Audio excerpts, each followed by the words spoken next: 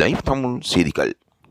சரிகமபா நிகழ்ச்சியானது அரசியல்வாதிகள் தொடக்கம் இசை அமைப்பாளர்கள் இருந்து சிறுவர்கள் வரை மிகவும் கவர்ந்த ஒரு நிகழ்ச்சியாகும். தற்பொழுது சரிகமபாவில் பல சுற்றுக்களை தாண்டி டவுன் பாஸ் சுற்றும் நடைபெற்று முடிந்திருக்கின்றது. இதில் போட்டியாளர்கள் யோகசியின் குறுகிய காணொளி ஒளியாக்கப்பட்டு வலைத்தளங்களில் பரவலாக பரவிக்கொண்டிருக்கின்றன. இசை என்பதற்கு பல பேரும் தங்கள் விருப்பத்தை தெரிவித்துக் கொண்டே இருக்கின்றார்கள்.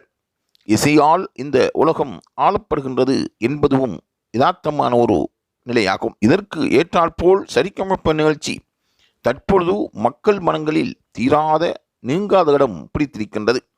இந்த நிகழ்ச்சியை பார்க்காதவர்கள் இல்லை என்றே கூற வேண்டும். பெரியோர்களும் இந்த நிகழ்ச்சியிலிருந்து விலகிச் செல்லவில்லை.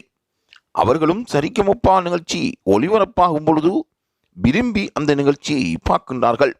இந்த சிறுவர்கள் இவ்வளவு திறமைகளை வைத்து பாடுகின்றார்களே. இந்த திவனசை பொறுத்தவரையில் பழைய பாடல் பாடுவதற்கு இவருக்கு குரல் வளமும் ஆளுமையும் அந்த ஆற்றலும் சங்கீதத்துக்குள் உள்வாங்கப்பட்டு சங்கீதத்தால் புறம்படப்பட்ட பாடல்களை இந்த சிறுவன் எவ்வளவு இலகுவாக பாடுகின்றார் என்பதுவே ஆச்சரியமான ஒரு செய்தியாகும்.